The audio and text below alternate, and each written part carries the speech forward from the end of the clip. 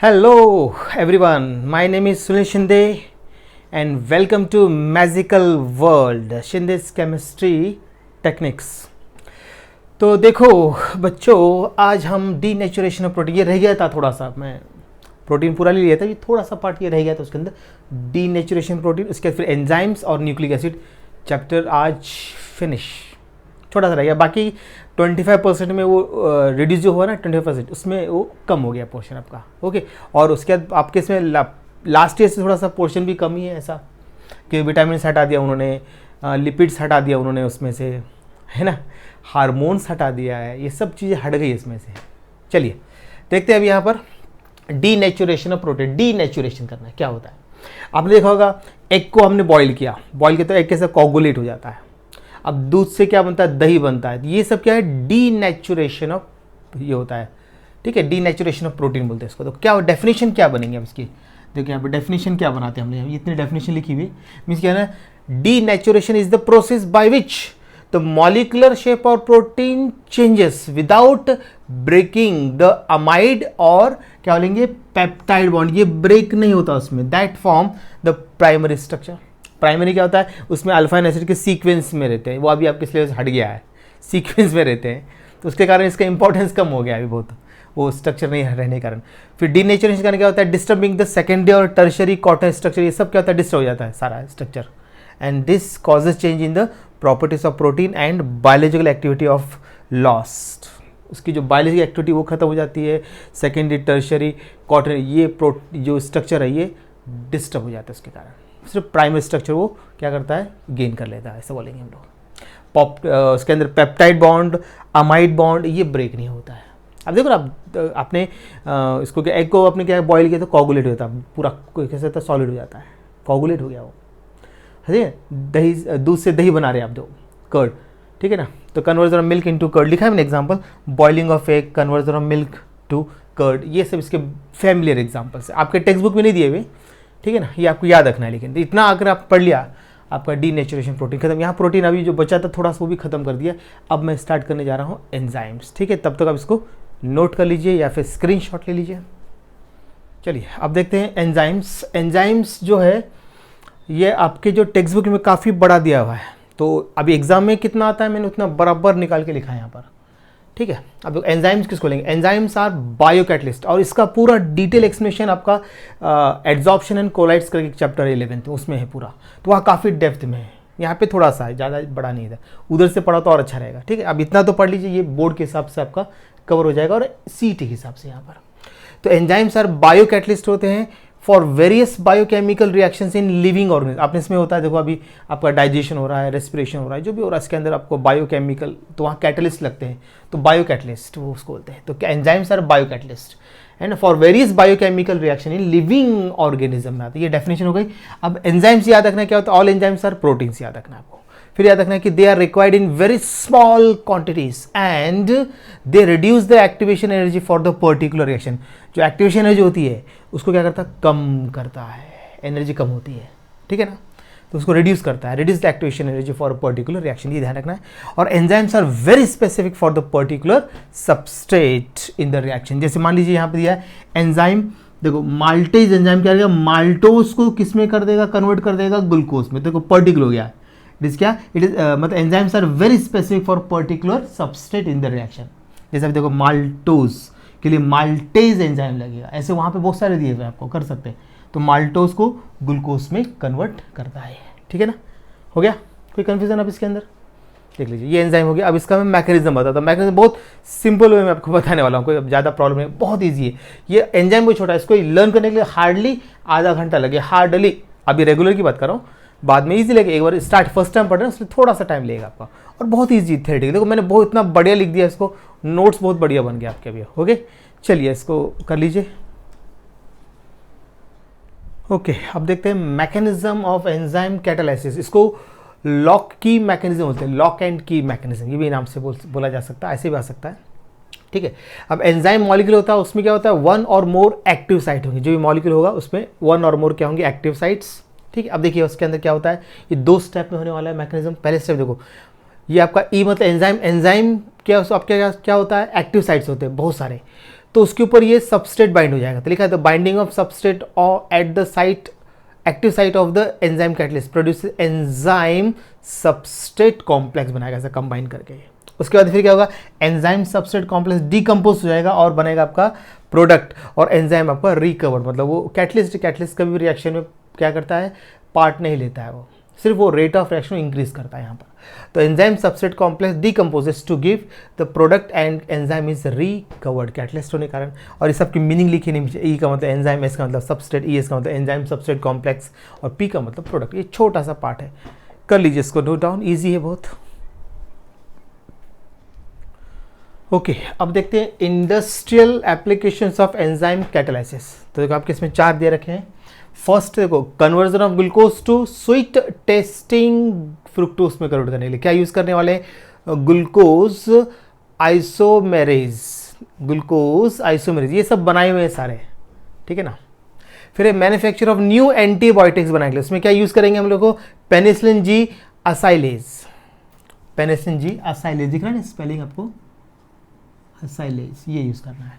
फिर manufacture of laundry detergents, मतलब detergent के लिए क्या यूज करते हैं, यूजिंग ये देखो प्रोटियोजेस, ये यूज करना पड़ेगा आपको। नाम है अभी, नाम याद रखना क्योंकि इंडस्ट्री में जाएंगे तो बहुत डिफिकल्ट नाम मिलते हैं आपको। फिर manufacture of Easter and in cosmetics, Easter और कॉस्मेटिक बनाने के लिए क्या यूज करने वाले हैं, जेनेटिकली क्या रहेगा, इंजीनियर्ड एंजाइम यूज करते हैं, जेनेटिकली इंजीनियर्ड क्या कर रहे हैं, एंजाइम यूज कर रहे हैं यहाँ पर हम लोग। तो ये तो खैर याद करने वाला पार्ट है, इसको तो याद करना पड़ेगा सारे, किसमें कन्वर्जन क्या लगता है वो तो याद ही करना पड़ेगा, ठीक है। चलिए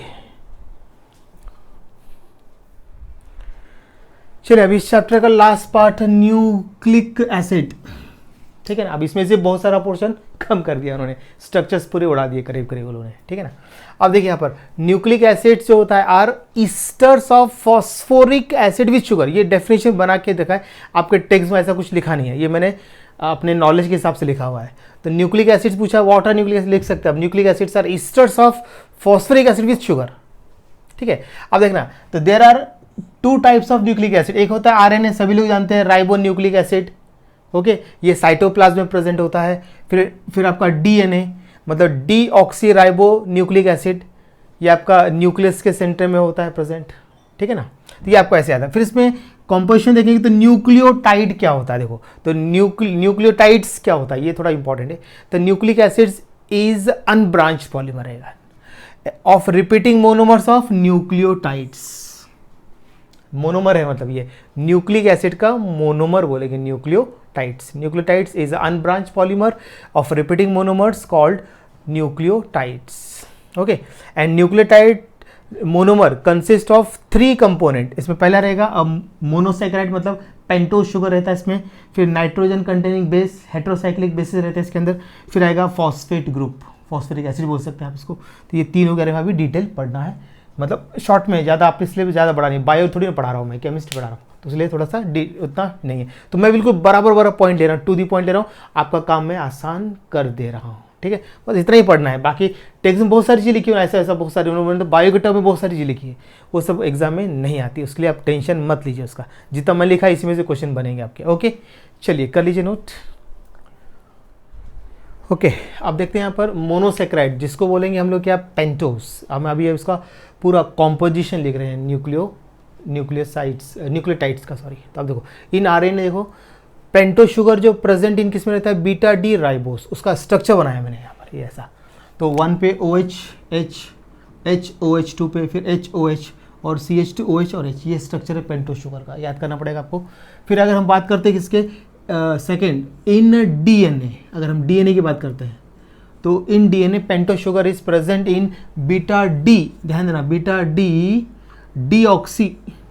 डीऑक्सी राइबोज, मैंने पूरा नाम लिखा है या बीटा नहीं लिखा है आपके टेक्स्ट बुक में, मैंने फुल नेम दिया हुआ है।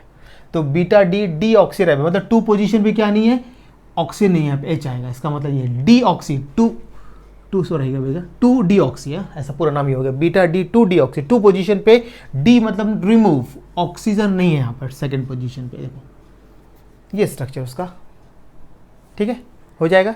चलिए कर लीजिए नोट। ओके अब देखते हैं नाइट्रोजन कंटेनिंग बेस। इसको हम बोल सकते हैं हेटेरोसाइक्लिक बेसिस बोल सकते हैं इसको, क्योंकि नाइट्रोजन होता है इसमें रिंग में 5 मेंबर रिंग होता है जनरली है। तो इसमें क्या होता है नाइट्रोजन कैसे होता है लोन पेयर, तो लोन पेयर का इसको बेस बोला जाता है। तो देखो इन डीएनए की बात करते हैं तो nitrogen containing bases are adenine guanine, ये रहेगा एडिन गोनिन कंटेनिंग प्यूरिन्स में ये 2 रहेगा, और पायरिमिडिन्स में रहेगा आपका साइटोसिन और थाइमिन रहेगा। अच्छा एडेनिन गोनिन ये आरएनए में रहेगा, तो उसमें स्ट्रक्चर दोनों के सेम ही स्ट्रक्चर बनाने की जरूरत नहीं है, ठीक है। मतलब डीएनए आरएनए में दोनों रहेगा, इसका मतलब ऐसा हो गया आपका, ठीक है ना। उसके बाद फिर हम बात करते हैं अभी इसकी प्यूरिमिडिन्स पायरिमिडिन्स की बात करते हैं अभी। अब देखिए पायरिमिडिन्स, तो डीएनए में 2 पायरिमिडिन, एक रहता है साइटोसिन होता है और दूसरा होता है थाइमिन। तो साइटोसिन को सी लेटर और थाइमिन को टी लेटर। तो अभी अगर हम आरएनए की बात करेंगे, अगर हम लोग इसकी आरएनए में यहाँ पे यूरेसिल रहेगा, 3 स्ट्रक्चर सेम है एडेनिन गोनिन साइटोसिन, सिर्फ थाइमिन के प्लेस पे यूरेसिल। यही क्वेश्चन बनता है वहाँ पर, सीटी में देखेंगे तो यही क्वेश्चन आता है ज़्यादातर, ठीक है ना। देख लीजिए स्ट्रक्चर। ओके अब देखते हैं RNA. In the RNA purines adenine guanine, pyrimidines में साइटोसिन रहेगा, सिर्फ यहाँ थाइमिन के प्लस यूरेसिल सिर्फ उसी का स्ट्रक्चर ड्रॉ किया, बाकी 3 स्ट्रक्चर सेम है उसके जैसे। तो आप देख लेना सेम स्ट्रक्चर है, इसको बार बार ड्रॉ करने की जरूरत नहीं है। तो यूरेसिल का मैंने ड्रॉ कर दिया यहाँ पर, ठीक है ना। चलिए इसको कर लीजिए फटाफट, हो गया इजी है। चलिए अब देखते हैं न्यूक्लियोसाइड। अब न्यूक्लियोसाइड देखा जाए तो शुगर और बेस के यूनिट को बोलते हैं न्यूक्लियोसाइड, ठीक है ना, तो शॉर्ट में। लेकिन अब इसमें क्या होता है पोजीशन बताते हैं, फर्स्ट कार्बन से आपका बेस अटैच रहता है इसके अंदर, ठीक है ना। तो ऐसा देखो, तो nucleoside is form by joining the anomeric carbon, मतलब फर्स्ट कार्बन बोलते हैं anomeric carbon of the furanose with nitrogen of a base. While numbering of the atom in nucleoside primes मतलब डैश से शो करते हैं, फर्स्ट पोजिशन को 1 dash लिखते हैं, are used for the furanose numbering of to distinguish them from the atom of the base, ऐसा distinguish करने के लिए। And with the pyrimidine basis the nitrogen item at the first position bond पे रहता है with first 1 dash मतलब first position carbon of the sugar. And while purine जो रहेगा, प्यूरिन बेसिस जो रहेगा, the nitrogen item of the 9th position bonds with first carbon of the sugar. वो carbon की पोजीशन बता रहा है, बॉन्ड की पोजीशन बता रहा है, तो 9th पोजीशन बॉन्ड्स बोल रहा है विथ 1 फर्स्ट कार्बन से रहेगा। क्योंकि आपका जो रहता है ना जो रहेगा आपका पेंटोस ऐसा, तो आपका जो भी रहेगा यहाँ पर तो ऐसा पेंटोज है, ठीक है ना। ऐसा मान लीजिए छोटा सा बना के दिखा था आपको, स्ट्रक्चर अभी हट गया आपके, यहाँ पे आपका बेस अटैच होता है इधर, ये आपका पेंटोज पी लिख देता हूँ, और बेस यहाँ से अटैच रहेगा। दिख रहा है क्या? दिख रहा है। तो ये ऐसा रहेगा, ये पेंटोज शुगर और बेस यहाँ अटैच होता है। ये फर्स्ट कार्बन यहाँ 1 2 3, ठीक है ना, 4 यहाँ 5 ऐसा रहता है, CH2 रहता है ऐसा। तो यहाँ पे अटैच रहता है, स्ट्रक्चर हट गया सिलेबस, इसलिए स्ट्रक्चर नहीं, और ये भी कुछ आने वाला नहीं, सिर्फ नॉलेज के लिए है, बस कर लीजिए इसको नोट। ओके अब देखते हैं न्यूक्लियोटाइड। न्यूक्लियोटाइड क्या होता है? Nucleotides are formed by adding phosphate group to 5th position, ठीक है ना। आपका जो 5th पोजीशन होगा उससे अटैच होता है, मतलब अभी आपके इसमें अभी डायग्राम हट गया तो ये बहुत ही प्रॉब्लम दे रहा है इसको समझाने में, डायग्राम ही नहीं है इसके इसमें। तो यहाँ पर आपका बेस अटैच रहेगा, इधर क्या बेस, नाइट्रोजन कंटेनिंग बेस यहाँ पर अटैच है, ठीक है, मैं डायरेक्ट बताता हूँ। और यहाँ पे रहता है आपका CH2 और यहाँ के OH से अटैच होगा आपका फॉस्फोरिक ग्रुप, ऐसा मैं शॉर्ट में बता देता हूँ, ऐसा रहेगा ये। मतलब ये अगर हम इन शॉर्ट बात करेंगे अगर, तो न्यूक्लियोटाइड्स आर क्या बोलेंगे, मोनोफॉस्फेट ऑफ न्यूक्लियोटाइड्स हो गया। अगर शॉर्ट में बात करेंगे तो काफ़ी इसको डिटेल दिया है। अगर आपसे शॉर्ट में पूछा है तो व्हाट इज न्यूक्लियोसाइड, अब देखो मैं दोनों को बताता हूँ आपको कैसे करना है। यहाँ पर न्यूक्लियोसाइड शॉर्ट में देखिए कैसा करना है, आपके से बहुत डिफिकल्ट दे रखा है, मैं इसको हटा देता हूँ। न्यूक्लियोसाइड्स पूछा आपसे तो आपको याद रखना है कि शुगर बेस यूनिट को बोलेंगे हम लोग क्या, न्यूक्लियोसाइड। और न्यूक्लियोटाइड किसको बोलेंगे अगर शॉर्ट में बात करता हूँ, अगर मैं न्यूक्लियोटाइड अगर बात करता हूँ तो ये मतलब ऐसा, ये MCQ के काम का है और एग्जाम ही नहीं आएगा। स्ट्रक्चर हट गया, पहले स्ट्रक्चर आता है वो हट गया अभी सिलेबस से। अब इसको बोलेंगे sugar base phosphoric acid unit, इसको हम बोलेंगे न्यूक्लियोटाइड। बस शॉर्ट में आपका दोनों कवर हो गया, ये दोनों मैंने शॉर्ट में कवर कर दिए, ये आपको याद रखना है नोट शॉर्ट में अभी आपको, बराबर है। न्यूक्लियोसाइड मतलब शुगर बेस यूनिट, न्यूक्लियोटाइड मतलब sugar base phosphoric acid unit. तो यहाँ पर आपका ये बायोमॉलिक्यूल चैप्टर फिनिश्ड। स्ट्रक्चर्स हट गए सारे, बनाए मैंने फिर भी प्यूरिन्स पायरिन बना दिए हैं, ठीक है ना, लेकिन स्ट्रक्चर्स आपके नहीं है अभी, आपके सिलेबस हटा दिए गए हैं। अब चैप्टर हो गया बहुत छोटा, देखो खत्म हो गया। ओके चलिए, अब पढ़ते रहिए, ज़्यादा से ज़्यादा स्टूडेंट को शेयर कीजिए, सब्सक्राइब कीजिए, और जो इस चैनल पर भी नए होंगे तो वो आज इसको सब्सक्राइब कर लेना और अपने फ्रेंड्स को ज़रूर बताइए। चलिए अब आगे देखते हैं, नेक्स्ट चैप्टर की तरफ जाएंगे अभी। ओके, तब तक इसको पढ़ते रहिए। Okay bye.